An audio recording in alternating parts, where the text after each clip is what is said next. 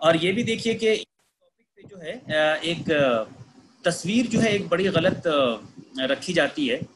देखिए कुछ चीज़ें होती है ना जिनकी हकीकत कुछ और होती है, लेकिन उसका प्रोजेक्शन ऐसे होता है या उसको मशहूर ऐसे कर दिया जाता है कि गोया के लगता है कि ये एक तरफा ही तस्वीर उसमें दिखती है। जैसे मिसाल आपके सामने जैसे ही ये बात आती है कि नॉनवेज गोश्त का मसला, तो सीधे जहन में सबके मतलब गैर मुस्लिमों के खास करके जहन में यही बैठा होता है कि मुसलमान गोश्त खाते हैं। ये उनके जहन में एक बात, एक खाका उनके जहन में है कि मुसलमान गोश्त खाते हैं। तो यही होता है परसेप्शन, यानी कि जहन के अंदर एक बैठी हुई तस्वीर। तो मुसलमान गोश्त खाते हैं को हम दो तरह से समझ सकते हैं। एक तो ये कि क्या मुसलमान ही गोश्त खाते हैं, तो लोगों के जहन में गोया कि यही तस्वीर बनी है कि मुसलमान ही गोश्त खाते हैं। हालांकि सही जवाब यह है कि मुसलमान भी गोश्त खाते हैं। तो आपको चाहिए कि अगर आपकी बात हो किसी से और इत्मीनान से अगर बात हो, तो आप उसके सामने ये चीज़ पहले क्लियर कीजिए कि मुसलमान भी गोश्त खाते हैं, ना कि मुसलमान ही गोश्त खाते हैं। ये जब जब हिंदुओं को आप भड़काया जाता है मुसलमानों के खिलाफ, तो भड़काने में ये एक बड़ा मुद्दा होता है उनका कि भाई ये लोग जो है ना गोश्त खाते हैं। ये एक बड़ा मुद्दा होता है कि ये जो है गोश्त खाने वाले हैं। अब वो लोग भी इसे ऐसे ही ले लेते हैं, इसको वो लोग भी इसको ऐसे ही समझते हैं कि हाँ भाई ये मुसलमान लोग जो हैं ये सब गोश्त खाने वाले लोग हैं। कोई इसमें ये नहीं देख रहा है कि नहीं सब मुसलमान भी गोश्त खाते हैं, सभी गोश्त खाते हैं, तो ये मुसलमान भी खाते हैं। दुनिया के अंदर जो अलग अलग लोग रहते हैं, अलग अलग मान्यता के लोग रहते हैं, तो उसमें तकरीबन सभी धर्म के लोग जो हैं वो गोश्त खाते हैं, थोड़े को छोड़ के, बौद्ध और जैन को छोड़ करके। अब जो दुनिया की आबादी है, क्रिश्चियन की आबादी है, वो जनरल गोश्त खाते हैं। अथीस जो अपने आप को कहते हैं वो इन जनरल गोश्त खाते हैं, और जो बाकी किसी मजहब को मानते हैं नहीं मानते वो भी गोश्त खाते हैं। तो आमतौर पे तो ट्रेंड ये है कि गोश्त खाते हैं। लेकिन एक चीज़ जो खुद इंडिया के मुसलमान भी नहीं समझ पाते हैं सही से, वो ये कि आप जो ऐसा सोचते हैं, आपके नज़दीक भी जो ये सोच बनी हुई है कि गोया के इंडिया में मुसलमान गोश्त खाते हैं, तो ये गलत है। इंडिया में हिंदू भी खाते हैं और बल्कि बहुत बड़ी तादाद में खाते हैं गोश्त। यानी ये बात आपको समझ में आना चाहिए कि आपसे जब कोई कहे तो आप समझिए कि इंडिया में बड़ी तादाद में गोश्त खाते हैं। बल्कि एक जो सर्वे है, उस सर्वे के हिसाब से इंडिया की 71% पॉपुलेशन जो है, 71% पॉपुलेशन जो है वो गोश्त खाने वाली पॉपुलेशन है। ये बात बहुत इंपॉर्टेंट है, आपको समझना चाहिए। आपको भूल जाएं, अगर याद नहीं रहे तो कुछ मत कीजिए, आप गूगल में जाके बस सर्च कीजिए कि what percentage of Indian are non vegetarian, तो आपको जवाब मिलेगा कि 71% आता है कमोबेश फिगर जो है। अब इंडिया में 100 में से रहने वाले में 15 मुसलमान कहलाते हैं कि साहब 15 जो है ये मुसलमान है। तो अब अगर 70-71% अगर टोटल है नॉन वेजिटेरियन, इसमें 15 या 18 अगर मुस्लिम्स हैं, तो फिर हमारे गैर मुस्लिम भाई कितने हुए? तकरीबन 55-56%। यानी हिंदुओं की आबादी में से जो है तकरीबन 55-56% जो है ये वो लोग हैं जो गोश्त खाते हैं। तो बेसिकली इंडिया की कहा सकती है 50% ज़्यादा आबादी गोश्त खाती है। तो सबसे पहले आपको ये क्लैरिफाई करना पड़ेगा सामने कि भाई तुम्हारा स्टैंड ये, इसको पहले सही करो कि मुसलमान ही गोश्त खाते हैं। बोलो मुसलमान भी खाते हैं, हिंदू भी खाते हैं। हिंदुओं के अंदर दलित होते हैं, दलितों की बड़ी आबादी गोश्त खाती है। और ब्राह्मण को छोड़ के बाकी सभी जो है उसमें गोश्त खाने वाले लोग मिलते हैं। ब्राह्मण भी थोड़े बहुत हैं जो गोश्त खाते हैं। तो इस टॉपिक पे परसेप्शन बहुत इंपॉर्टेंट है कि जहन में क्या बैठा हुआ है, लोगों के जहन में क्या बात बैठी हुई है। ठीक वैसे ही जैसे कि जहन में लोगों के यह बैठा दिया गया है कि साहब इस जमीन पे जो खून रेजियां हुई है, खून बहा है, वो धर्म के नाम पे सबसे ज्यादा बहा है। ये तस्वीर बनी हुई है। हालांकि आप जब डेटा को देखने जाएंगे तो डेटा फिर इसको सपोर्ट नहीं करता है, यानी आंकड़ा जो है इसको सपोर्ट नहीं करता है। जो लोग कम्युनिस्ट कहलाते हैं, जो लोग खुदा को नहीं मानते हैं, ये रशिया के अंदर, ये चाइना के अंदर देखिए कितने कितने लोगों का कत्ल किया गया। ये वर्ल्ड वार जितने हुए, ये वर्ल्ड वार कोई धर्म की बुनियाद पे नहीं हुए थे, जिसमें क्रिश्चियंस और क्रिश्चियंस ही आपस में लड़ रहे थे, वो कोई रिलीजियन की लड़ाई नहीं थी। तो ये परसेप्शन लोगों के अंदर बैठ गया होता है कि धर्म के नाम पे सबसे ज्यादा खून बहा है, और हमारा भी हाँ में हाँ मिलाने लगते हैं। वहां पे भी बताना है कि नहीं ये गलत बात है, आप डेटा लाइए, धर्म के नाम पे ज्यादा खून नहीं बहा है, खून किसी के नाम पे बहे, दोनों ही गलत है। बहरहाल तो उसी तरह ये गोश्त खाने के मसले पे भी ये परसेप्शन दूर करना इंपॉर्टेंट है कि मुसलमान गोश्त खाते हैं। बताइए कि हर कोई गोश्त खाता है। हाँ, अब हम ये समझा सकते हैं कि हम क्यों गोश्त खाते हैं, ये हम समझा सकते हैं। हिंदू इसलिए खाते हैं क्योंकि हिंदुओं के कल्चर में, ट्रेडिशन में ज़माने से चला आ रहा है। उनके यहाँ गोश्त खाना असल में कभी मना हुआ ही नहीं था, ये इंपॉर्टेंट है। हिंदुओं के यहाँ गोश्त खाना शुरू से चला आ रहा है, वो कभी मना था नहीं। जब बौद्ध और जैन धर्म का तेजी से बढ़ावा मिला इंडिया में, जब लोग हिंदू धर्म के रीति रिवाज और कर्म कांडों से तंग आकर बौद्ध और जैन धर्म अपनाने लग गए, तो वहां पर चूंकि अहिंसा का एक नया एक फार्मूला दिया गया था, या एक कर्म कांड से हटा के सिंपल जिंदगी बिताने का एक फार्मूला दिया गया बुद्धिज्म वगैरह में, तो फिर यहाँ के अंदर से, हिंदुओं के अंदर से भी फिर ये आवाज आने लगी कि ठीक है, हम लोग को भी जो है सिंप्लिसिटी या अहिंसा को बढ़ावा देना चाहिए, मानना चाहिए। तब फिर कुछ लोगों ने कहा कि अच्छा, गोश्त वोश्त नहीं खाना चाहिए, वरना गोश्त खाना अलाउड रहा है शुरू से, इनके स्क्रिप्चर्स भरे पड़े हुए हैं गोश्त खाने के ताल्लुक से। तो जब ये टॉपिक आए तो आपको नंबर 1 तो क्लियर वही करना है कि गोश्त सब कोई खाते हैं, इंडिया के 71% पॉपुलेशन खाती है, वर्ल्ड के अंदर बड़ी तादाद में लोग खाते हैं। अब हम इसको देखेंगे कि इसको हम कैसे समझाएंगे किसी आदमी के सामने, और समझाने के ताल्लुक से जैसे मैंने बताया कि हमेशा लॉजिकली समझाना चाहिए, अकली दलाइल से, कॉमन सेंस से, और फिर किताबों के सहारा लेकर के भी। तो इसमें आपको ये पहले तो समझाना है, यानी ये वाजे करना है कि लोगों के नज़दीक जो ये बना हुआ इमेज कि गोश्त खाना या नॉनवेज खाना गोया कि किसी को मार करके खाना, तो वो कहते हैं कि ये जो है ये किलिंग है, ये जीव हत्या है। तो आप ये समझा दीजिए सबसे पहले कि अल्लाह पाक ने या उस ईश्वर ने, हमारे क्रिएटर ने मनुष्य को ऐसा बनाया है कि मनुष्य का आहार या मनुष्य की जो ग़िज़ा है या इसका जो डाइट है सिर्फ और सिर्फ जो है लिविंग थिंग ही है। यानी इंसान जो खाएगा वो लिविंग थिंग ही खाएगा, इंसान नॉन लिविंग थिंग खा के जिंदा नहीं रह सकता है। अब आप नज़र डालिए, आप जितनी भी चीज़ें खाते हैं A to Z, अब ये गलत एक कैटेगरी बन गई है हम लोग के यहाँ के साथ, वेजिटेरियन और नॉन वेजिटेरियन। वेजिटेरियन का समझा जाता है कि वो लोग जो बिना किसी जीव हत्या के खाते हैं, हालांकि वो भी कहीं ना कहीं जीव की हत्या ही करते हैं। तो आप चाहे रोटी चावल दाल खाते हो, सब्जी खाते हो, गाजर मूली खाते हो, फल खाते हो, ये सब के सब लिविंग थिंग है। अब तो ये साइंस ने साबित कर दिया है।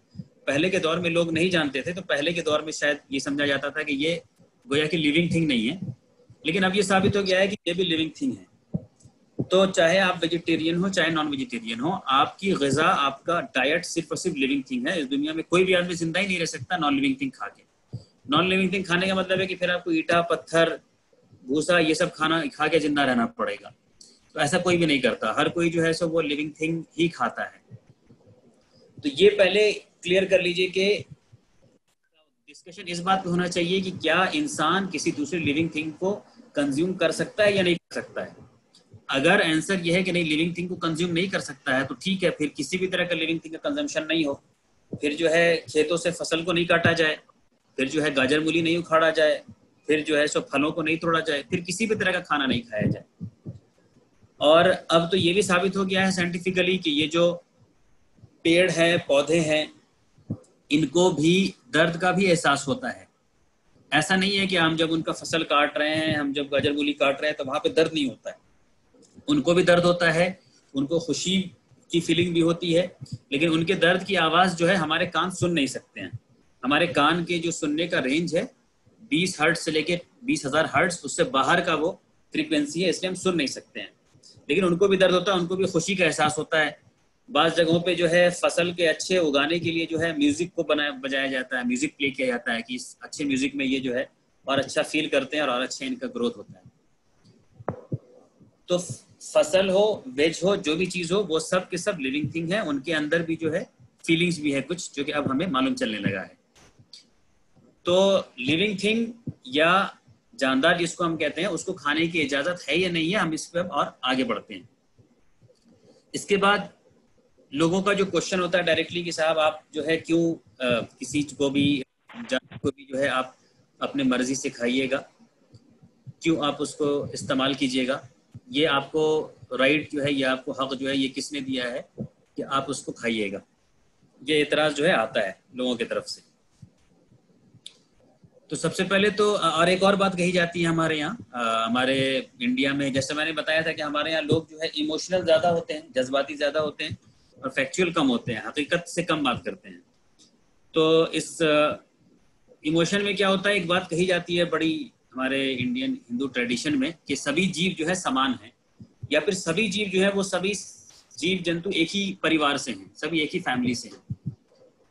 तो ठीक है, अगर इसका मफहूम ये समझा जाए, इसका मतलब ये समझा जाए कि सभी जीव जंतु सभी उसी अल्लाह के बनाए हुए हैं, अल्लाह की तख्लीक है, तब तो वो ठीक है, तब तो इसमें कोई हर्ज नहीं है समझने में। लेकिन अगर इससे ये समझा जाए कि सभी जीव जंतु एक ही कैटेगरी के अंदर आएंगे या सभी एक ही लेवल पर आएंगे, सभी का एक ही स्टेटस है, तो ये बात फिर गलत हो जाएगी। और ये बात कोई नहीं मानता, ना मुसलमान मानता, ना हिंदू मानता, ना क्रिश्चियन मानता, ना एथीस्ट मानता। एक फैमिली का मतलब ये हो गया कि जहां पे आप इंसानों को रख रहे हैं वहीं पे जानवरों को भी रख रहे हैं, वहीं पे पेड़ पौधों को भी रख रहे हैं। तो ऐसा होता नहीं है। आप अगर दुनिया में कोई इंसान अगर किसी इंसान का अगर कत्ल कर दे तो उसके ऊपर जो है सेक्शन लग जाता है, अदालती कार्रवाई होती है, उसको सजा मिलती है, इसलिए कि उसने किसी इंसान का कत्ल कर दिया था। आपसे एक दिन में अंदर पता नहीं कितनी चोटियां आपके पैर के नीचे मारी जाती हैं। सांप को देख करके, सांप के डर से आप सांप को मार देते हैं। कोई आके इसमें नहीं कहता कि भाई अब तुम्हारे ऊपर कोई केस चलेगा क्योंकि तुमने किसी सांप को मार दिया, या तुमने किसी कीड़े को मार दिया, या तुमने किसी जहरीले जानवर को मार दिया। कोई अदालत इसकी कार्रवाई नहीं करती है, क्योंकि ये समझ जाते हैं कि नहीं साहब, ये इसके अपनी सेफ्टी के लिए जरूरी था। हो सकता है सांप जो है डस लेता, हो सकता है ये जानवर जो है इसको नुकसान पहुंचा देता। तो जबान से तो हमारे यहाँ कहा यह जाता है कि है एक फैमिली के, लेकिन अमली तौर पे प्रैक्टिकली वो किया नहीं जाता है। तो आपको ये भी क्लेरिफाई करना पड़ेगा कि भाई हम लोग जानवर को और पेड़ पौधों को इंसान की तरह ट्रीट नहीं करते हैं, और ट्रीट कर भी नहीं सकते, क्योंकि वो एक अलग क्रिएचर है, ये एक अलग क्रिएचर है। आप घरों में लोगों को बुलाते हैं, लोगों से मिलते हैं, लोगों से मिलना जुलना करते हैं, लोगों से बातचीत करते हैं। आप ये नहीं कहते हैं कि आज जो है आज शाम हमारे यहाँ किसी घोड़े की दावत है, आज हमारे यहाँ कुछ बकरियां जो है मेहमान हैं, आज हमारे यहाँ जो है सो कुछ बंदर आने वाले हैं, उनको हमने दावत पे बुलाया है, चाय की दावत पे बुलाया। आप ऐसा नहीं कहते हैं। ऑब्वियसली बड़ी लॉजिकल एब्सर्ड सी बात हो जाएगी। ये अब इंसानों के लिए कहते हैं, तो इंसानों के बराबर हम जानवरों को ट्रीट नहीं करते हैं। लेकिन इंडिया में ये चीज़ों को कहा जाता है, इन चीज़ों के ऊपर जोर दिया जाता है इमोशनली, क्योंकि ये लोग इमोशनल ज़्यादा होते हैं। फैक्चुअली वो भी ऐसा नहीं करते हैं। ना आप जानवर को इंसान के बराबर ट्रीट करते हैं, पेड़ पौधों को तो फिर और भी ट्रीट नहीं करते हैं।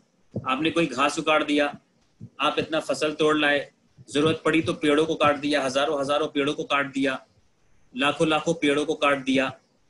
अभी जब कोई बीमारी चलती है जानवरों के अंदर, तो उन जानवरों को फिर आप मारते हैं। ये अभी का न्यूज़ है, कहीं पर का है कि वो सुअरों के अंदर बहुत सारी बीमारी फैल रही है, तो फिर वहां पर उन सुअरों को मारा जाएगा।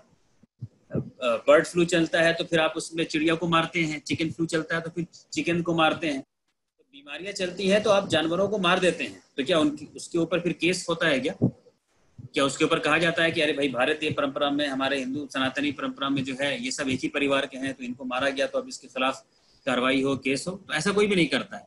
वो आप नुकसान से बचने के लिए करते हैं बेसिकली, कि इनसे नुकसान ना हो जाए, इसलिए हम कर रहे हैं। तो यहाँ पे बॉटम लाइन ये है कि इंसान और जानवर और पेड़ पौधे एक स्टेटस, एक कैटेगरी के मखलूक नहीं है। हाँ, ये जरूर है कि ये सब अल्लाह के बनाए हुए मखलूक है। तो सवाल ये है कि फिर इनका इस्तेमाल कैसे होगा? तो इसका जवाब एक है कि जिसने बनाया है वो बताएगा कि इसका इस्तेमाल कैसे होगा। हमें उसके गाइडेंस को देखना पड़ेगा। ये बात कही जाती है कि साहब आप क्यों जानवर को जो है आप खाने के लिए इस्तेमाल करेंगे? आपको किसने हक दिया है? आपने तो उसको पैदा नहीं किया था, आपने उसको जिंदगी नहीं दी थी, तो फिर आपको क्या हक है कि आप उसकी जान ले लें और आप उसको खाने के काम में इस्तेमाल करें? ये चौथा पॉइंट है। तो इसको भी आप ये समझाइए कि भाई ठीक है, खाने की बात या उनको ज़बाह करने की बात तो बाद की आएगी। सवाल यहाँ पे ये है, पहला सवाल ये उठता है कि क्या हम जानवरों को किसी भी तौर पे इस्तेमाल कर सकते हैं? सवाल तो ये होना चाहिए पहले कि क्या हम जानवरों को, हमने जिंदगी नहीं दी उनको, तो क्या हम उनका किसी भी तौर पे इस्तेमाल कर सकते हैं? अब हम प्रैक्टिकली ये देखते हैं कि जानवरों का इस्तेमाल तो हम लोग हर डे टू डे लाइफ में कर रहे हैं। कंपनीज की इकोनॉमी चल रही है। मुर्गी अंडा देती है, मुर्गी इसलिए तो अंडा नहीं दे रही है कि हम उसको खाने के काम में ले आए, वो तो अंडा दे रही है ताकि उससे चूजा निकलेगा। उस अंडे को हम लोग खाते हैं, उस अंडे से पता नहीं, आमलेट से पता नहीं कितने तरह का आइटम बनता है। हम घोड़े को कितने कामों में यूज करते हैं। घोड़े को जो है हमारी आर्मी यूज करती है, सिपाही यूज करते हैं, लोग यूज करते हैं, बहुत सारे कामों में इस्तेमाल किया जाता है, ट्रांसपोर्टेशन के काम में इस्तेमाल किया जाता है। तो क्या हम लोगों ने पहले घोड़ा से परमिशन लिया है? क्या घोड़ा से कोई कॉन्ट्रैक्ट साइन हुआ है इंसानों का कि भाई हम तुमको इस्तेमाल आगे के कुछ सालों तक के लिए तुम परमिशन दो, तुम जो है सो यहाँ पे खड़े हो जाओ और घोड़ा गाड़ी को तुम खींचो? नहीं, ऑब्वियसली नहीं हुआ है। तो हमें किसने हक दिया ये कि हम घोड़े का भी इस्तेमाल करें? किसी ने हमें हक नहीं दिया। अच्छा, क्या आप यही काम किसी इंसान के साथ कर सकते हैं क्या? जैसा आप घोड़े के ऊपर चढ़ जाते हैं, सवारी करते हैं, क्या आप किसी इंसान की कंधे के ऊपर भी चढ़ के बोलेंगे चलो भाई जरा हमको वो आगे तक छोड़ दो? नहीं, आप ऐसा नहीं करेंगे। आप ऐसा करेंगे तो वो इंसान आपको पकड़ के पिटाई करेगा आपकी। तो इंसान और घोड़े में तो आप खुद ही फर्क कर रहे हैं। घोड़े की सवारी कर रहे हैं, उससे उस पे उसके जरिए पता नहीं कितना कितना काम हो रहा है। तो ये हक फिर हमें किसने दिया कि हम घोड़े को इस काम में इस्तेमाल करें? ये हक हमें किसने दिया कि फिर हम भेड़ के अंदर से ऊन निकाल लें और उस ऊन से जो हम स्वेटर बना के पहने? फिर तो आपको स्वेटर भी नहीं पहनना चाहिए, ये भेड़ के ऊन से बना हुआ है। भेड़ से आपने परमिशन नहीं लिया, या भेड़ ने नहीं कहा था कि आ जाओ भाई मेरा जो है तुम लोग ऊन निकाल लो, वो भी मशीन लगा लगा के कर रहे हैं। अब पूरी की पूरी इंडस्ट्री बनी हुई है। जानवरों के आप जो है खालों से, उनके चमड़ों से जो है पता नहीं लेदर का, पूरी लेदर इंडस्ट्री चल रही है उसके बेसिस पे। आप जो कितने तरह के सामान इस्तेमाल कर रहे हैं। या जानवरों से पूछा था कि भाई तुम्हारा खाल हम निकाल लेंगे, उससे हम ऐसा ऐसा इस्तेमाल करेंगे। तो ये फर्क हम लोग खुद इस्तेमाल कर रहे हैं, ये खुद हम लोग मेंटेन कर रहे हैं कि हम जानवर और इंसान को बराबर ट्रीट नहीं कर रहे हैं। लेकिन जबान से हम ये कहते रहेंगे। दूध पी रहे हैं, तो क्या गाय ने आपको हक दिया था कि आप उसका दूध लेके और खुद पीने के इस्तेमाल में लाइए? गाय ने तो परमिशन नहीं दिया था।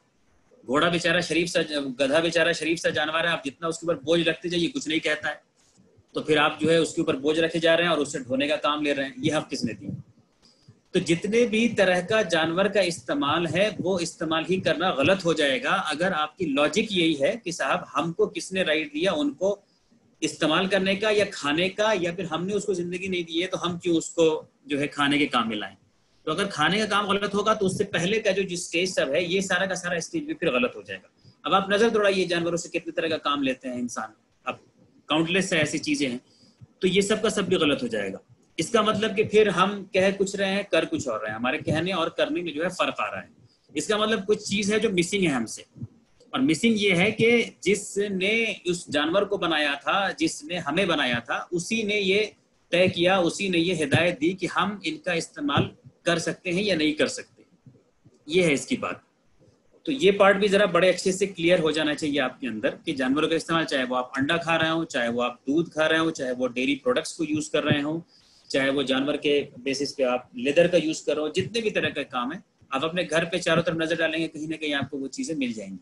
तो फिर ये भी गलत हो जाएगा। तो ये बात भी हमें उनको जो है समझाने की है। चौथी बात ये। पांचवी बात ये कि लोग ये भी कहते हैं, कुछ लोग कहेंगे कि भाई आपको तो वेजिटेरियन चीज मुहैया है, अवेलेबल है, तो आप वेजिटेरियन चीज खाइए, नॉन वेजिटेरियन चीज क्यों खाते हैं? वेजिटेरियन से मुराद उनका वही होता है कि साहब रोटी दाल सब्जी फल वगैरह। तो वो कहते हैं कि हमारे ईश्वर ने प्रबंध कर ही दिया हमारे लिए खाने के लिए, तो हम क्यों जाए फिर दूसरी चीजों को खाने के लिए।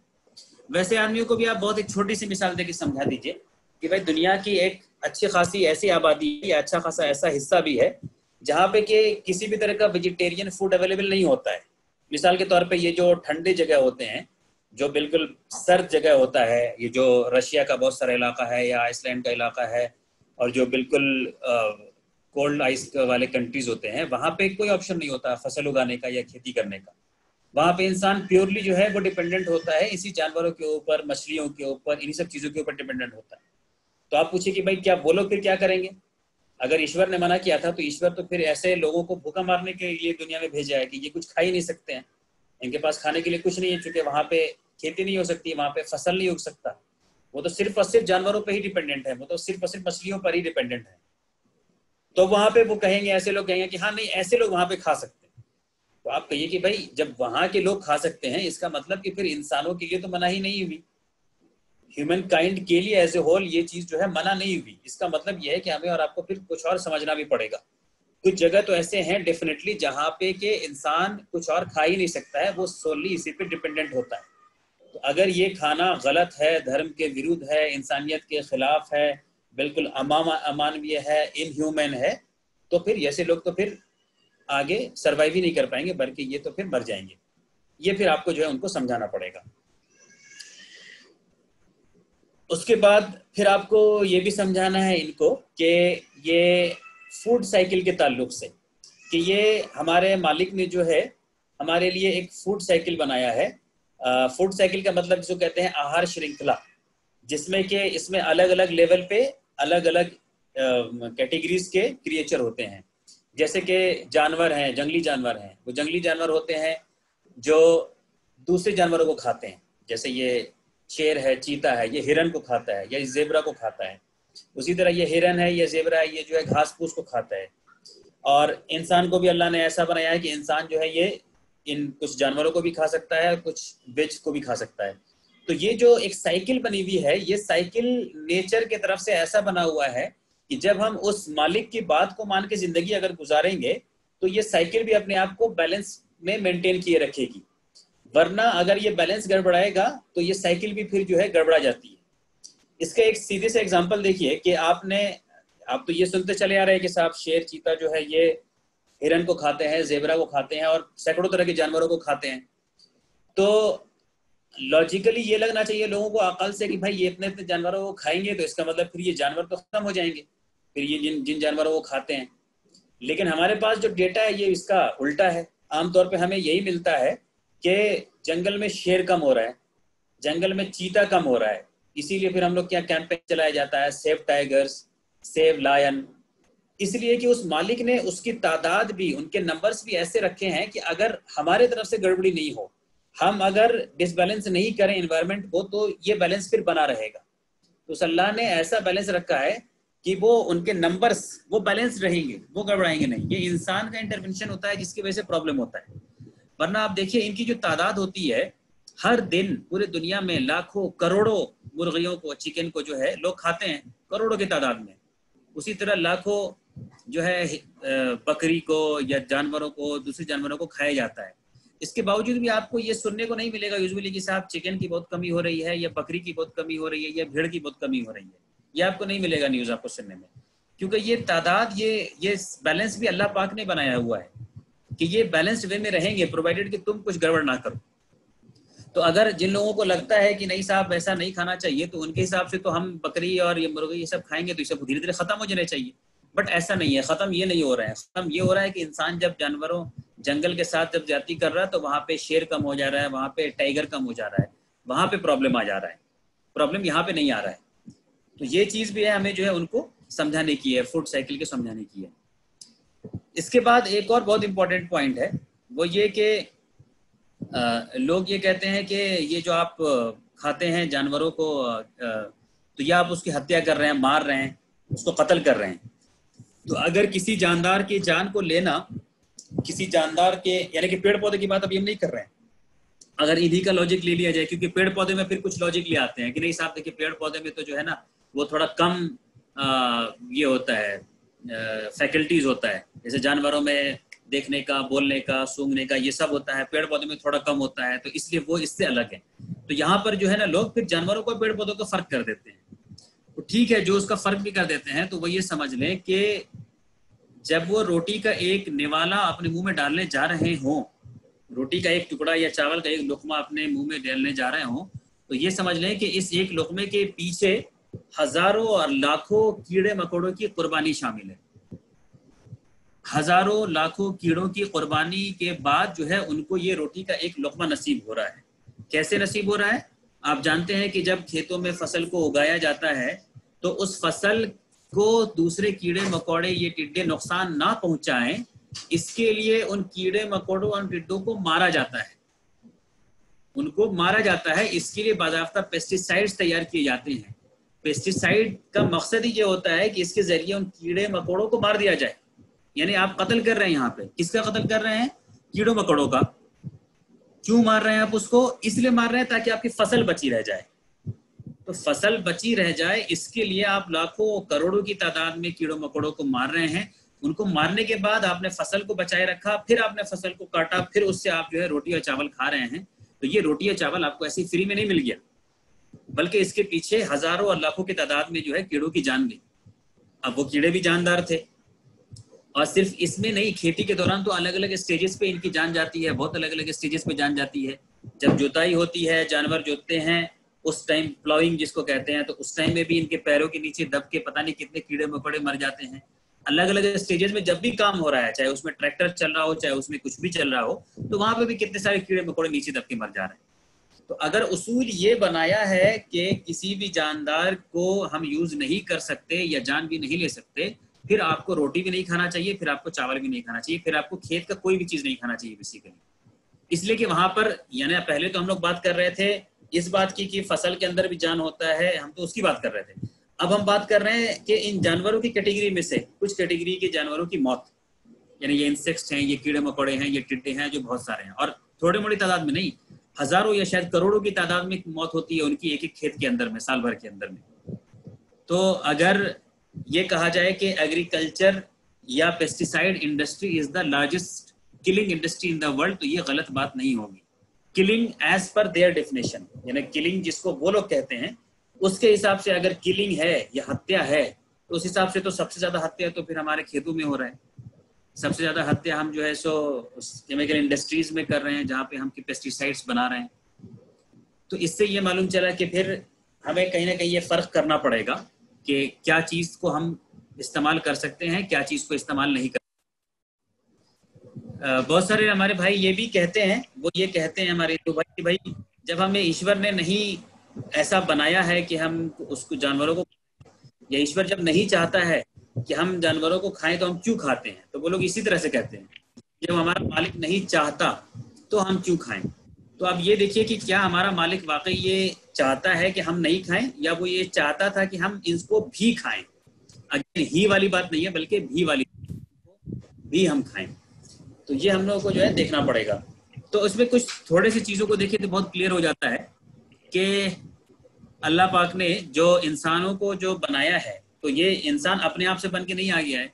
इंसान ने अपने से अपना हाथ नहीं लगा लिया, अपना पैर नहीं लगा लिया, गर्दन अपने से फिट नहीं कर लिया, बल्कि इंसान को वैसा ही पैदा हुआ है जैसा उसको मालिक ने बना के भेजा है। तो इंसान के जो दांत होते हैं, उनके दांतों में दोनों तरह के दांत मिलेंगे। यानी आपको वो दांत भी मिलेंगे जिसके जरिए से, यानी कैनाइन जिसको कहते हैं, जिसके जरिए गोश्त को आप फाड़ सकें, यानी थोड़े तेज नुकीले टाइप के, ऐसे दांत भी मिलेंगे। और वैसे फ्लैट टीथ भी मिलेंगे जो कि वेजिटेरियन खाने में इफेक्टिव हो। जब आप कार्निवरस जानवर को देखते हैं, यानी मांसाहारी जीव को देखते हैं, तो उनके दांत जो है अमूमन वो ऐसे होते हैं ताकि वो गोश्त को खा सकें। तो उनके कैनाइन टीथ होते हैं यूजुअली, जो गोश्त को फाड़ने वाड़ने का काम करेंगे। लेकिन जब आप हर्बीवरस यानी शाकाहारी जानवरों को देखेंगे तो उनके फ्लैट टीथ होते हैं। फ्लैट टीथ इसलिए ताकि वो घास फूस सब्जी वगैरह को खा सके, इस तरह की चीजों को खा सके। वो गोश्त को नहीं खा पाएंगे, गोश्त जो है उनको खा नहीं पाएंगे। तो अगर हमारा मालिक ये चाहता कि इंसान जो है नहीं खाए, गोश्त को खा ही नहीं सके बिल्कुल, तो हमारा मालिक इंसान को ऐसे दांत ही नहीं देता जिसके जरिए कि इंसान जो है वो गोश्त को भी फाड़ सके। हम लोग गोश्त खाते हैं ना, तो गोश्त को फाड़ भी देते हैं उसको, है ना, गला नहीं होगा तो भी खींच करके उसको जो है फाड़ देते हैं। तो जानवर भी ऐसा करते हैं कि जानवरों को खाना हो तो अपने कैनाइन टीथ से जो है वो गोश्त को फाड़ देते हैं। लेकिन हर्बीवरस एनिमल में ऐसे दांत फिर नहीं होता है, उनको वैसे जिससे कि वो उस चीज को खा सके जिसके लिए उनको बनाया गया है। तो अगर हमारा मालिक ये चाहता कि हम जो है इंसान जो है नहीं खाए गोश्त, तो अल्लाह पाक इंसान को ऐसे दांत क्यों देता, ये हम उनसे सवाल कर सकते हैं। उसी तरह फिर और भी इसमें बहुत सारे पॉइंट है कि जैसे जो कार्निवरस एनिमल्स होते हैं उनके अंदर, यानी मांसाहारी जीव के अंदर जो एंजाइम जो रिलीज होता है, उनके बॉडी के अंदर जो एंजाइम रिलीज होता है वो एसिडिक होता है, अम्ल होता है, अम्ल नेचर का होता है, एसिडिक जिसको बोलते हैं। जो हर्बीवरस एनिमल होता है उसके अंदर जो है अल्कलाइन नेचर का एंजाइम रिलीज होता है। लेकिन इंसान जो है उसके अंदर जो है दोनों तरह के एंजाइम रिलीज होते हैं, ताकि दोनों तरह, यानी इंसान बेसिकली उसके जो ग़िज़ा है, यहाँ पे बताने का मकसद ये है कि इंसान की जो ग़िज़ा है, उसका जो फूड कंटेंट है वो कार्निवरस और हर्बीवरस दोनों तरह का है। इसको दोनों तरह के खाने लेने की कैपेबिलिटी है, इसलिए इसके अंदर एंजाइम जो है एसिडिक और अल्कलाइन जो है सो दोनों तरह के हो सकते हैं। उसी तरह आप जो देखेंगे, आंत की लंबाई देखेंगे, इंटेस्टाइन की लंबाई देखेंगे, तो जो कार्निवरस होते हैं उनके इंटेस्टाइन की लंबाई जो है वो बड़ी कम होती है, यूजुअली 5 से 6 मीटर एक कुत्ते का दिखा रहा है एवरेज। और उसी तरह जो हर्बीवरस होते हैं उनके एंजाइम की लंबाई बहुत ज्यादा होती है। जैसे शीप है, बताया जा रहा है कि उसके बॉडी का 27 गुना ज्यादा होता है।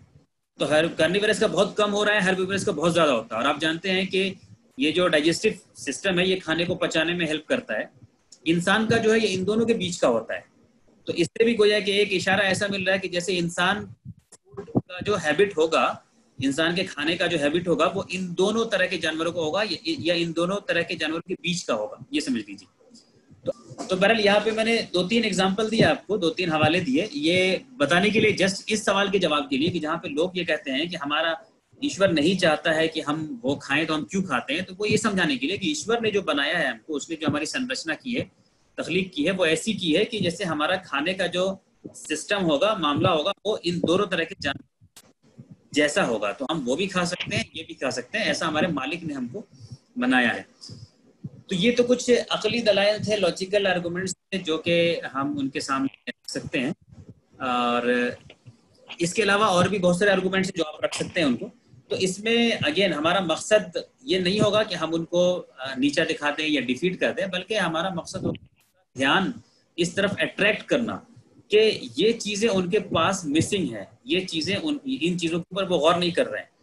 क्योंकि होता यह है अमली तौर पे कि वो लोग जो भी मानते चले आते हैं वो बस इसीलिए मानते हैं कि नहीं साहब ये मना है खाना, ये मुसलमान लोग गोश्त खाते हैं, हमारे धर्म में अलाउड नहीं है, बस वो इतनी समझते हैं। 2-3 चीज़ समझते हैं कि भाई जानवरों को नहीं मारना चाहिए, नहीं खाना चाहिए, हमारे धर्म में जो है सो अलाउड नहीं है, और ये उनको लगता है कि ये गलत भी है। तो आप उनको पहले समझाइए लॉजिकली कि कैसे जो है उनका पूरा का पूरा बिलीफ सिस्टम इस मामले में गड़बड़ है, और कैसे, जैसे मैंने समराइज अगर मैं करूँ शुरू से आखिर तक, पहले तो उनके सामने आपको जहन साजी करनी है कि मुसलमान के अलावा भी बहुत सारे खाते हैं, हिंदुओं में ज़्यादातर आबादी खाती है गोश्त जो खाते हैं।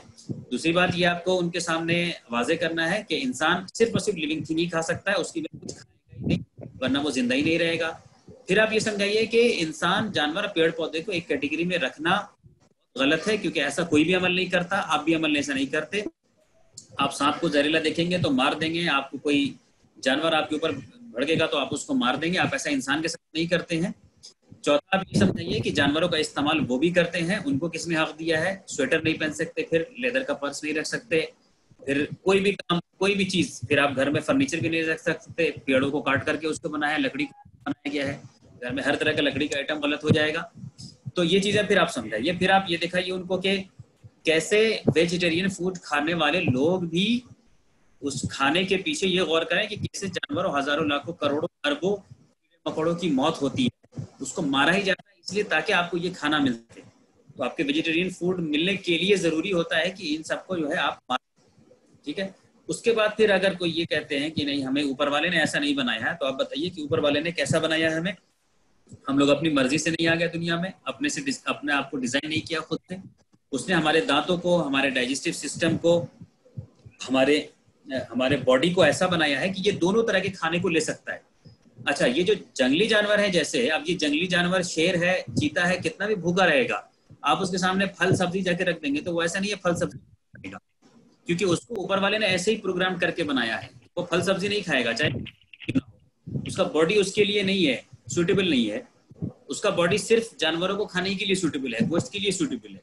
उसी तरह अगर कोई बकरी है, गाय है, वो अगर बहुत भूखी है तो ऐसा नहीं है आप उसके सामने कबाब रख देंगे तो वो कबाब खाना शुरू कर देगा। उसका बॉडी उसके लिए सूटेबल नहीं है, उसका बॉडी सूटेबल है उसी तरह के वेजिटेरियन खाने को खाने के लिए। लेकिन इंसान का बॉडी जो है वो दोनों तरह के खानों के लिए सूटेबल है। इसके साथ साथ आपको ये भी क्लैरिफाई करना होगा कि इस्लाम के अंदर जानवरों को खाने की परमिसिबिलिटी है, यानी ये परमिशन है, ऐसा जरूरी नहीं है कि हर हालत में। बहुत सारे मुसलमान होते हैं जो नहीं खाते हैं गोश्त, आप जानते होंगे, आपके फैमिली मेंबर्स में से होंगे, आपके खुद अपने कई लोग होंगे जो नहीं खाते हैं गोश्त। तो ये बात भी आप समझा दीजिए उनको कि ऐसा ना समझे वो कि भाई हर मुसलमान गोश्त खाता है या जरूरी होता है। बताइए कई सारे लोग नहीं खाते हैं, ये पर्सनल चॉइस की चीज है। हाँ, इसमें न्यूट्रिशन जो है वो ज्यादा गोश्त से आता है, और ये बहुत सारी न्यूट्रिशन मिलता है, ये भी सच है। और ये भी सच है कि ज्यादती करने से भी नुकसान होता है। आप किसी चीज की ज्यादती करेंगे तो नुकसान होगा, तो गोश्त की ज्यादती करेंगे तो भी नुकसान होगा। तो ये एक पर्सनल चॉइस है इंसान का अपना कि वो इसको किस चीज को कितना खाना चाहता है। लेकिन जहां तक इजाजत की बात है, हलाल हराम की बात है, तो ऊपर वाले ने इसको अलाउ किया है। और मैंने जैसे आपसे कहा, घर में भी ये अलाउड है, अलाउड था पहले से और आज भी अलाउड है, ये मना नहीं था। हिंदू धर्म के अंदर जानवरों के ताल्लुक से आई है बात, लेकिन गोश्त खाने को लेकर मनाही नहीं थी, बल्कि हिंदू टेक्स्ट में जो आपको अच्छा, एक फर्क ये है कि मुसलमान जानवर को, यानी ये फर्क हम लोग को समझना जरूरी है कि हम कहते हैं ना कि हम हलाल, ये भी समझा दीजिए, हालांकि मैं आगे भी थोड़ा कवर करूंगा, तो ये समझा दीजिए कि ऐसे जानवरों को मारना फ्री में, कि भाई कोई जानवर है आप उसको ऐसे ही मार दे बिना किसी वजह की, ये तो गलत है। इसको इस्लाम में अलाउ नहीं किया गया है। लेकिन अगर आप किसी अपने यूज के लिए, पर्पस के लिए अगर मार रहे हैं तो उसका तब वो जो है उसके लिए ऊपर वाले ने आपको अलाउ किया है। मैंने एक सेशन में बताया था कुरान की कई आयतों के हवाले से कि कैसे अल्लाह पाक ने इंसान को, ये पूरा यूनिवर्स, ये तख्लीक जितनी भी अल्लाह पाक ने की है, ये इंसानों के लिए की है। मैंने आयतों को दिखा के आपको बताया था, अल्लाह ने ये सारी चीजें जो बनाई है वो इंसानों के लिए बनाई है, लेकिन इंसान को यहाँ के लिए नहीं बनाया है, इंसान को आखिरत के लिए बनाया है। तो ये जो जानवर है, ये पेड़ पौधे, ये सूरज, ये चांद, ये जमीन, ये सितारे, ये इंसान के लिए बना है। और अल्लाह पाक ने कहा है कि हमने तुम्हारे मुसख्खर कर दिया है, तुम्हारे कंट्रोल करने के लिए कर दिया है कि तुम अब इसको यूज करो, इसका तुम इस्तेमाल करो, बेस्ट इस्तेमाल करो। तो हमारे लिए जानवरों और पेड़ पौधों का इस्तेमाल करना जो है अल्लाह ने हमारे लिए अलाउ किया है। उसमें फिर बताया है कि किस किस कैटेगरी के जानवर हैं जिनको कि तुम खा सकते हो, उनको खाने का काम में लाया जा सकता है। तो इस्लाम के अंदर जानवरों को जो सो कॉल्ड किलिंग है वो खाने के लिए है। इस्लाम के अंदर कोई बलि का कंसेप्ट नहीं है, जो ये हिंदी वर्ड होता है बलि, इस फर्क को जरा समझिएगा। आपने ये बलि वर्ड सुना होगा, हिंदू धर्म में बहुत है, हिंदू स्क्रिप्चर्स में भरा पड़ा हुआ है बलि के ताल्लुक से। बलि जो होता है वो आमतौर पे मतलब होता है जैसे कि खुदा को खुश करने के लिए, किसी भगवान को, किसी देवी देवता को खुश करने के लिए किया जाता है। इस्लाम में इसका कंसेप्ट नहीं है। इस्लाम में कंसेप्ट ये है कि गोश्त अल्लाह तक पहुंचेगा, ना खून अल्लाह तक पहुंचेगा, सिर्फ तकवा तुम्हारा पहुंचेगा कि अल्लाह ने तुम्हें परमिशन दिया है कि तुम खाने के लिए इसको इस्तेमाल कर सकते हो। तो इसका खाना तुम्ही को जाएगा, तुम्हें ही खाना है। इससे अल्लाह की खुशी या इससे अल्लाह खुश होएगा ऐसी कोई बात नहीं है कि हम गोश्त खाएंगे तो अल्लाह खुश हो जाएगा। अल्लाह ने हमें परमिशन दिया है कि तुम जो जमीन पर रहोगे खाने के लिए तुम्हें अलाउ किया गया है। लेकिन हिंदू धर्म में क्या फर्क है कि वहां पे खाने के अलावा बलि देने का भी कंसेप्ट बहुत ज्यादा भरा पड़ा रहा, जानवरों की बलि देने का, जो आज भी बहुत सारी जगह राइज है। जाहिर सी बात है उसके बाद फिर वो खाते हैं उसको। लेकिन इस्लाम के अंदर ये परमिसिबिलिटी सिर्फ खाने के ताल्लुक से। तो बलि वर्ड कभी भी यूज मत करें इस्लाम के कॉन्टेक्स्ट में, आप बलि वर्ड यूज मत करें। इसको हम कहते हैं हलाल करना या कुर्बानी करना या हलाल गोश्त खाने के लिए। तो हिंदू धर्म में ये अलाउ था। जो आदमी आपसे सामने अगर ऐसा करता है या वो इस बात पे अड़ा रहता है कि नहीं साहब हमारे यहाँ अलाउ नहीं था, आप तो बस स्वामी विवेकानंद का एक दो कोटेशन अगर दिखा देंगे तो वो मोर देन इनफ होता है। और उसमें से खास करके ये कोटेशन बहुत मशहूर है।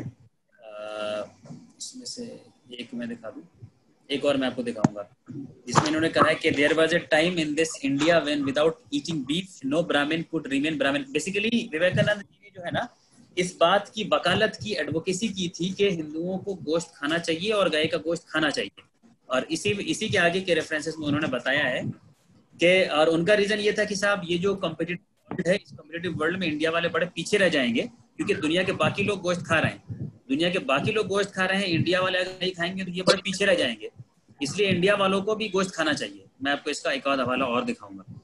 एक तो बस आपको यहाँ पे ये दिखा रहा हूँ, जब उनसे ये पूछा गया कि इंडिया का गोल्डन एज क्या था, इंडिया का स्वर्णिम दौर कौन सा था, इंडिया का सुनहरा दौर कौन सा था, इसके जवाब में उन्होंने ये बात कही थी कि इंडिया का सुनहरा दौर वो था जबकि 10 ब्राह्मण मिलके एक गाय का गोश्त चट कर जाते थे, एक गाय को चट कर जाते थे, खा जाते थे।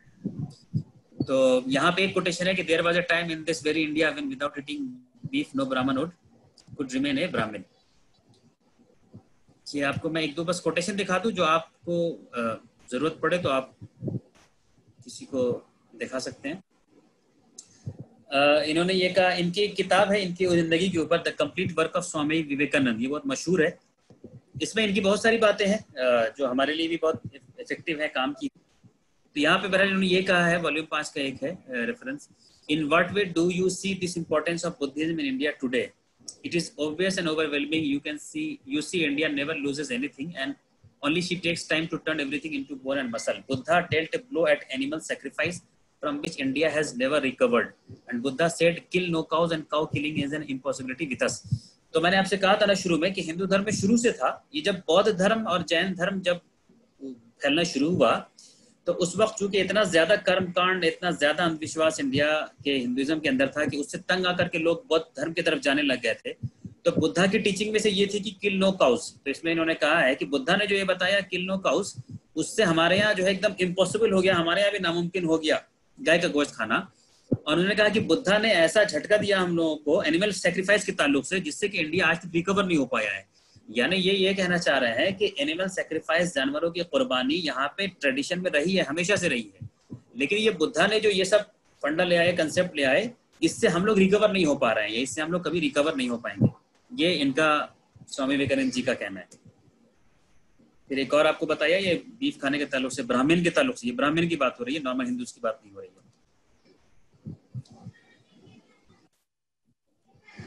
इसके अलावा आप बहरहाल अब इसमें मैं नहीं जाऊंगा, ये आप जानते हैं कि बहुत सारे जानवरों की कुर्बानी जो है हिंदू धर्म में आज भी दी जाती है। इसके ऊपर बहुत सारे वीडियोस हैं।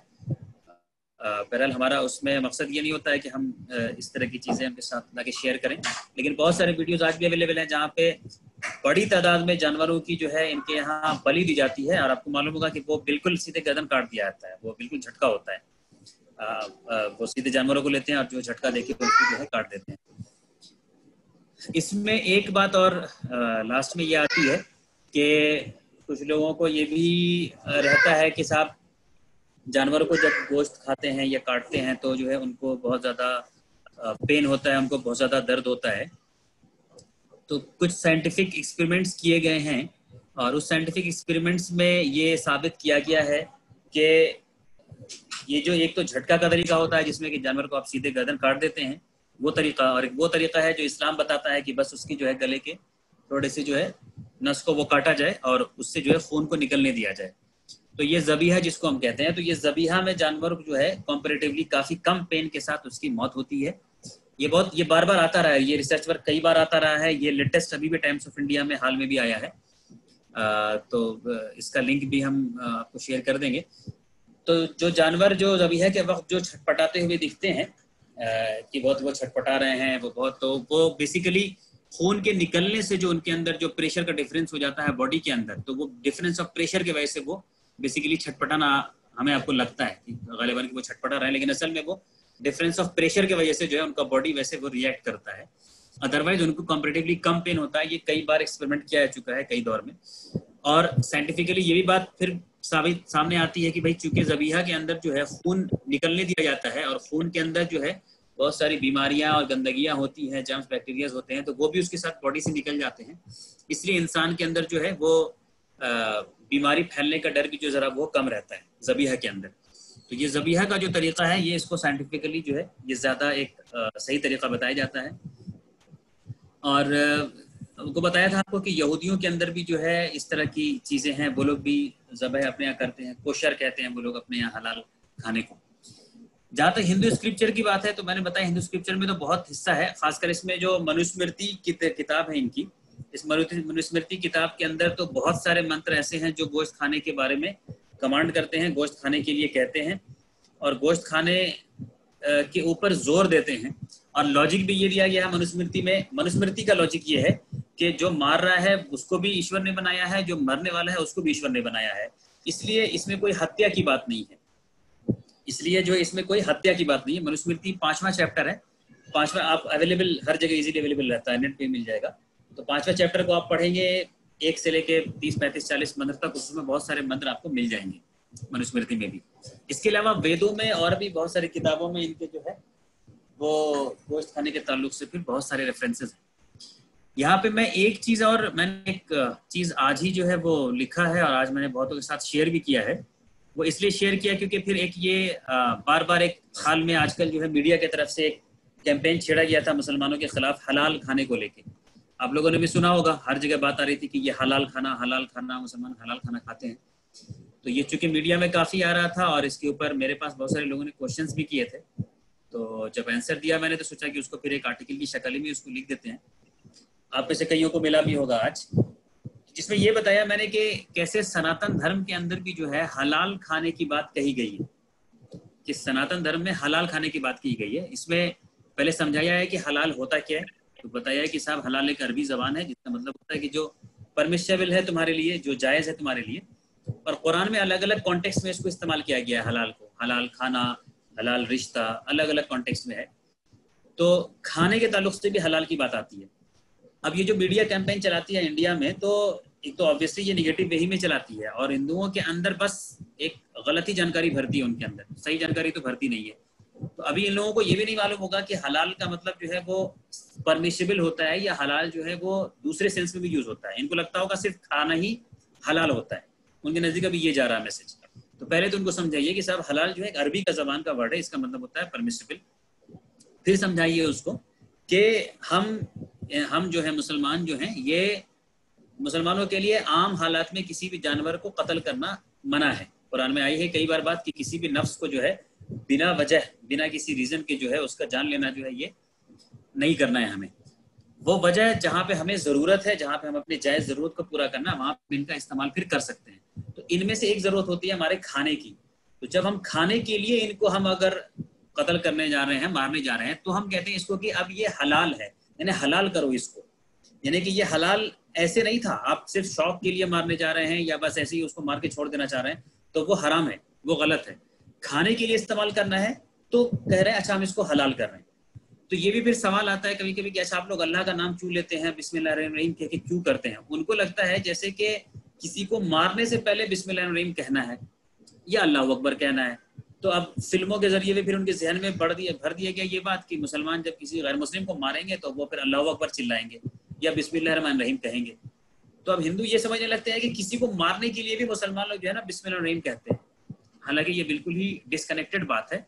उनको समझाना ये है कि जानवर को अल्लाह ने बनाया, इंसान को भी अल्लाह ने बनाया, पेड़ पौधों को भी अल्लाह ने बनाया।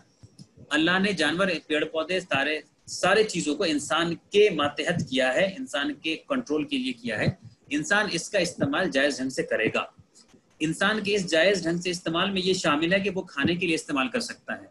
तो जब वो खाने के लिए उस जानवर को जब ज़बह करने जाएगा तो उसके अंदर फिर ये रिमाइंड करना होगा, उसको याद ध्यानी करना पड़ेगा अल्लाह का नाम लेने में। ये जो कुरान ने बताया ना कि तुम अल्लाह का नाम लो, तो वो ये याद ध्यानी है कि भाई ऐसे तो इसको मारना, इसकी जान लेना गलत था, लेकिन आपने हमें परमिशन दिया है खाने की, इसलिए हम आपकी परमिशन से हम इसको जो है ज़बह कर रहे हैं और खाने के काम में इस्तेमाल कर रहे हैं। तो ये हमारे एक याद ध्यानी के लिए खास करके, अदरवाइज इसको मारना जो है वो गलत था। जैसे इसको यहाँ पे लिखा गया है कि wanton killing of animal is prohibited but for consumption as food it is allowed with the permission of God. So we take God's name while slaughtering these animals, otherwise we will think that taking life is somehow in our hands. हमारे ज़हन में ये ख्याल नहीं जाना चाहिए कि हमारे अपने हाथों में है। ये बहुत इंपॉर्टेंट है कि हमारे अपने हाथों में हम जिसको चाहे मार दें, नहीं, हमारे हाथ में नहीं है। हम अल्लाह के रहनुमाई से चल रहे हैं। अल्लाह ने रहनुमाई हमारी की है कि तुम खाने के लिए अल्लाह का नाम लो और तब इनको जो है तुम इस्तेमाल करो। तो we remind ourselves that though it is very surely wrong to take life, we are taking the life for the purpose of eating it as a food alone, purely by the permission of God. ये अल्लाह की मर्जी से हम कर रहे हैं। तो ये अल्लाह की मर्जी, अल्लाह के यानी उस बड़ाई को या अल्लाह के उस परमिशन को याद ध्यानी के लिए हम खास करके अल्लाह का नाम ले रहे हैं वहां पर उसके ज़बह करने के टाइम में। तो ये एक दूसरा हिस्सा है जो हमें आपको समझना भी है और उनको समझाना भी है। अब इसके तीसरी बात अब ये आ गई कि एक तो चूंकि आम हिंदू भाइयों को नहीं मालूम होता है, इसलिए मैंने बस एक लाइन में यहाँ पे लिख दिया है कि Shri Ramchandra ji himself used to eat meat, read this. यहाँ के फिर एक मेरा दूसरा आर्टिकल है जो खुलेगा, जो डिटेल की चीज़ है। तो उसमें बताया है मैंने कि कैसे रामचंद्र जी खुद ही गोश्त खाते थे और बहुत शौक से खाया करते थे, और बिल्कुल वाज़ेह तौर पर ये मेंशन है हिंदू स्क्रिप्चर में। मैं उसको दिखाता हूँ इसके बाद फिर ये बताया कि the great Indian personality Swami Vivekananda emphasized the need of eating meat to Hindu brethren. अब उन्होंने खुद ये कहा कि अगेन स्वामी विवेकानंद का कोटेशन है कि you will be astonished if I tell you that according to the old ceremonials he is not a good Hindu who does not eat beef on certain occasions he must sacrifice a bull and eat it. उसके बाद ये कि there was a time in this very India when without eating a beef no Brahmin could remain Brahmin. और भी बहुत सारे quotation है, सिर्फ यहाँ पे दो को मैंने रखा है जस्ट उनको एक सामने वालों को एक झलक दिखाने के लिए कि ये जो परसेप्शन बना है कि मुसलमान गोश्त खाते हैं वो कितना गलत है, वो बस दिखाने के लिए, बताने के लिए। वरना बहुत सारे कोटेशन है, किताबों के अंदर बहुत डिटेल है, बाज़ाब्ता किताबों में पूरा डिटेल है कि गोश्त किस किस जानवर को मारा जाए, कैसे मारा जाए, उसको कैसे तकसीम किया जाए, कैसे डिवाइड किया जाए, बहुत सारी तफसीलात हैं उसके। अब उसके बाद हम ये कह रहे हैं कि सनातन धर्म में भी हलाल फूड खाने की बात की गई है। 2 conditions were laid for their slaughter in Hindu scripture. Number 1, name of the god must be taken during slaughter, so that it must be remembered that with his permission slaughter is being done. And number 2, the procedure given by the god must be followed. अब हमें इस detail में नहीं जाना है कि साहब अब ये मनुस्मृति की ये बात है, ये बात कितनी लोगों ने लिखी होगी, कितने खुदा ने कही होगी, ये हमें मालूम नहीं, हम उसमें जाए क्यों। यहाँ पे तो हम सिर्फ जो ताले वाले कलिमतिन वाली बात है कि जो कॉमन टर्म्स की बात है, हम बस वो दिखा देना चाह रहे हैं इसमें कि जो कॉमन चीजें हैं हम हलाल करके खा रहे हैं, अदरवाइज हम इसको हराम समझते हैं। दूसरे स्क्रिप्चर में मिलता है तो हम उसको दिखा दे रहे हैं कि भाई देखिए ये बात तो आपके यहाँ भी कही जा रही है। तो नंबर 1 तो ये कि आपको इल्जाम नहीं लगाना चाहिए मुसलमानों पे, नंबर 1 ये। और नंबर 2, इल्जाम नहीं चाहिए प्लस आपको गलत खुद भी नहीं समझना चाहिए। एक तो हुआ कि आप इल्जाम लगा रहे हैं, दूसरा हुआ कि आप इल्जाम तो नहीं लगा रहे लेकिन उनको गलत समझ रहे हैं। तो आपको ये दोनों ही चीज नहीं करनी चाहिए क्योंकि आपको खुद स्क्रिप्चर ये कह रहे हैं। अब इसे मनुस्मृति का ये 5वां अध्याय का ये 33rd जो है ये मंत्र है, इसमें ये कहा गया है कि Who knows the, जो शरीयत को जानता है उसको वो गोश्त नहीं खाना चाहिए जो विधान के अनुसार नहीं है। ये अविधीना वर्ड जो दिख रहा है, अविधीना का मतलब होता है कि जो शरीयत, जो लॉ है, रिलीजियस लॉ है, तो जो रिलीजियस लॉ के हिसाब से अगर गोश्त नहीं आया है तो उसको नहीं खाना चाहिए। हम भी यही कहते हैं कि साहब जो हम ज़बह करते हैं तो अपनी रिलीजियस लॉ के तहत ज़बह करते हैं। हम जब अल्लाह का नाम लेते हैं तो वो रिलीजियस लॉ के तहत आता है। उसी तरह फिर एक और ये कहा गया अगले 36वें मंत्र में कि a Brahmin must never eat the flesh of animals unhallowed by mantras, के मंत्र से पाक किए बिना जो है गोश्त को नहीं खाना चाहिए। यहाँ पे हिंदी में भी है, हिंदी जो पढ़ सकते हैं। अर्थात विधान को जानने वाले द्विज बिना आपत्ति काल में पड़े विधि रहित मांस को ना खाएं। विधि रहित मतलब बिना रिलीजियस जो रूलिंग्स है, गाइडलाइंस है, उसको फॉलो किए हुए। और दूसरा इसमें यह कहा जा रहा है कि मंत्र से जो पाक नहीं किया गया है ना, मंत्रों से असंस्कृत मांस को कदापि नहीं खाएं। जो मंत्रों से पाक नहीं किया गया है, जिसमें मंत्रोच्चारण नहीं है, मे भी शायद ये रहा हो कि मंत्रों से ईश्वर का नाम नहीं लिया हो, मे भी शायद ये रहा हो, लेकिन ये तो कहा जा रहा है मंत्र का अगर नहीं किया है तो उसको ना खाएं। तो फिर ये कहा जा सकता है कि साहब इस तरह से, तो इस लिहाज से, उस लॉजिक से तो आपके यहाँ भी फिर जो है हलाल वर्ड मैं यूज कर रहा हूँ, मतलब आपके रिलीजियस लॉज को फॉलो करते हुए खाने की बात जो है यहाँ भी कही गई है। तो ये मनुस्मृति का जो 5वां चैप्टर है ये भरा पड़ा हुआ है गोश्त खाने के ताल्लुक से। इसमें सिर्फ 2 मंत्र को रखा है, ये भरा पड़ा हुआ है। इसमें फिर मैंने एक ये हिस्सा भी कहा था, अब मैं आपको ये भी हिस्सा दिखा दूं कि Shri Ramchandra ji himself used to eat meat, read this करके। तो ये आर्टिकल भी मेरे ब्लॉग का ही खुलेगा। आप जानते हैं कि हमारे हिंदू भाई बहन जो है बहुत ज़्यादा, सबसे ज़्यादा अकीदत रखते हैं श्री रामचंद्र जी से और श्री कृष्ण जी से, बहुत ज़्यादा अकीदत रखते हैं। लेकिन जो वाल्मीकि रामायण है उसमें बहुत साफ तौर पे, बहुत वाज़ेह तौर पे जो है इस चीज़ का डिटेल है कि कैसे रामचंद्र जी जो है जंगल में थे तो वो गोश्त को खाया करते थे, और बहुत सारे मंत्र हैं उसमें, बहुत वाज़ेह है, बहुत क्लियर कट है। और मेरे इस आर्टिकल के रिस्पॉन्स में मुझे बहुत सारे हिंदुओं के मेल्स आए, बहुत सारों ने तो ब्लॉग पे भी लिखा, बहुत सारों ने मेल किया मुझे, और उसमें खुद बहुत सारों ने तस्लीम किया, एडमिट किया इस बात को कि हाँ रामचंद्र जी गोश्त खाते थे, मतलब इसकी बुनियाद पे मान गया कि हाँ खाते थे। उसमें सब बहुत सारों ने तो ये भी कहा कि हाँ खा सकते हैं। उसमें कुछ लोग फिर अपने लॉजिक लाने लगे कि नहीं साहब वो जंगल में थे तब खाते थे, जंगल के बाद नहीं खाते होंगे। बहरहाल वो कुछ लोग लाते रहे, लेकिन बहुत सारे लोगों ने माना कि हाँ ये तो बात सही है कि गोश्त खाते थे। कुछ लोग कहने लगे नहीं साहब वो तो क्षत्रिय थे तो क्षत्रिय का धर्म है गोश्त खाना, वगैरह वगैरह।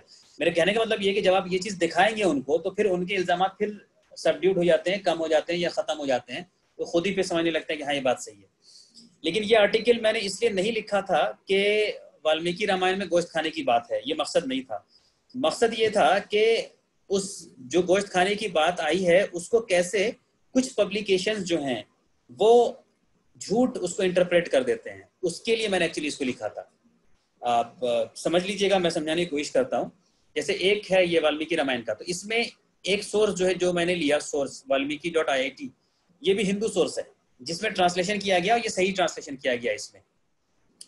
इसमें ये बताया गया है कि कैसे जो है having shown to Sita the mountain river Mandakini and gratifying her with meat, उसको गोश्त दिलाने या खिलाने के बाद, यहाँ पे ऊपर में मैंने बोल्ड किया हुआ है मांसेन वर्ड, मांस का मतलब गोश्त होता है, संस्कृत है, मांस मतलब गोश्त, गोश्त को जो है ग्रेटिफाई किया, कुल मिला के मतलब ये है कि गोश्त खिलाया।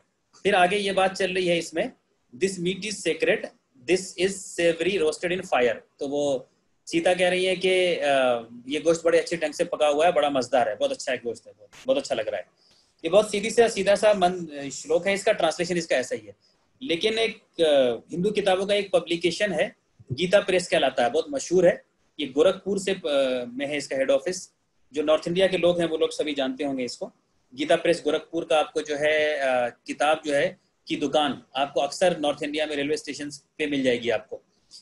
उनका जो पब्लिकेशन है उस पब्लिकेशन में उन्होंने बहुत बदमाशी की, और उन्होंने क्या किया कि उन्होंने गोश्त वर्ड का जो है ट्रांसलेशन जो है क्या कर दिया है, फ्रूट एंड वेजिटेबल कर दिया है। अगर आप देख सकते हैं तो यहाँ पे इंग्लिश में लिखा हुआ है मानसेन विथ मीट, है ना, लेकिन जब ट्रांसलेशन किया है उसका तो ट्रांसलेशन में उन्होंने कर दिया है फ्रूट एंड वेजिटेबल, फल मूल के। है इसका ट्रांसलेशन क्या किया है ना, फल मूल के, ये है बदमाशी, ये है बदमाशी। ठीक उसके नीचे का देखिए, इदम मेध्यम इदम स्वादु, कि ये जो है इसका, इस गोश्त का, इसका भी मतलब है गोश्त की, ये गोश्त जो है बड़ा मजेदार है। तो इसका ट्रांसलेशन इन्होंने क्या किया है हैदर, यहाँ देखिए क्या लिखा हुआ है, फल लिखा हुआ या फल लिखा हुआ है, फ्रूट। तो जो लोग हिंदी नहीं पढ़ पा रहे हैं वो समझ लें कि संस्कृत में वर्ड आया है गोश्त, मीट, उसका एक पब्लिकेशन जो गीता प्रेस गोरखपुर है, ये बदमाशी ये कर रहा है कि उसका ट्रांसलेट कर दे रहा है फ्रूट। और इसमें एक और, बहरहाल तो ये एक मैंने देखा, ऐसे कई सारे रेफरेंसेस हैं। अब ये देखिए दूसरा रेफरेंस है, यहाँ पे वाल्मीकि रामायण है, ये सब वाल्मीकि रामायण का रेफरेंस है।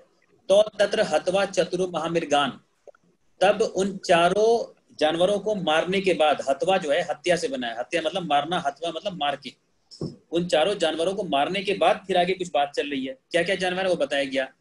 Being famished Rama Lakshmana hunted and killed, यहाँ दोनों की बात है, Ram and Lakshman, killed boar a rishi animal, a spotted deer and a great deer with black stripes, and quickly partaking the pure meat reached a tree by the evening to spend the night। यानी इन राम लक्ष्मण ने जानवरों को मारा, उनका गोश्त लिया और उसके बाद उसको खाने के लिए जो है वो रात में पेड़ के पास पहुंच गए। अब उसका फिर ट्रांसलेशन इन लोगों ने जो किया, गीता प्रेस गोरखपुर, उनकी गड़बड़ वो मैं दिखा रहा हूँ फिर। तो तत्र हत्वा, इसका मतलब है कि आफ्टर किलिंग, उनको मारने के बाद।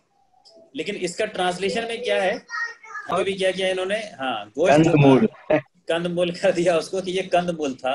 तो ये भी है, ये है गड़बड़, ये ट्रांसलेशन में गड़बड़। तो ये इस तरह कुछ 3-4 जगह थे जो मैंने बस इस आर्टिकल में रखा है कि देखिए कैसे जो है ये गड़बड़ किया है। हालांकि अगेन जो बाकी दूसरे नॉर्मल सोर्सेज हैं उसमें आपको सही ट्रांसलेशन मिलेगा, ये खासकर गीता प्रेस गोरखपुर वाले जो हैं ये इसको गलत ट्रांसलेट करते हैं। तो और भी रेफरेंसेज है इसमें, 2-4 और हैं, फिर आप, मैं इतना डिटेल में नहीं जा रहा हूँ, बहुत सारे जगह पे हैं। हर जगह ये है कि भाई राम सीता लक्ष्मण ये लोग जो है गोश्त खा रहे हैं, गोश्त खाते थे, और ये एक वेल एक्सेप्टेड चीज थी, कोई इसमें हर्ज नहीं थी। तो आपसे अगर कोई बहस मुबासा करे या ज्यादा हुज्जत करे तो आप बताइए कि भाई जब श्री रामचंद्र जी गोश्त खा सकते थे तो हमारा आप क्यों नहीं खा सकते, जब आप भक्त हैं तो क्यों नहीं खा सकते, आप भी खा सकते हैं। पूछेंगे कहाँ खाते हैं आप, उनको ये दिखा दीजिए, आप ये लिंक शेयर कर सकते हैं, या आप ये आर्टिकल की शक्ल में वो भी दिखा सकते हैं। इसमें और भी बहुत सारे थे, मैंने छोड़ दिए वो सब। तो कहने का मतलब ये है कि हिंदू रिलीजन में ये अलाउड है, उनके यहाँ खाना है, लोग नहीं खाते। आप, लेकिन आप वाजे कर दिए सामने को कि भाई आप नहीं खाना चाहते तो बिल्कुल मत खाइए, आप मत खाइए, लेकिन कम से कम आप खाने वालों को गलत मत समझते रहिए कि खाना जो है वो एक गलत बात है।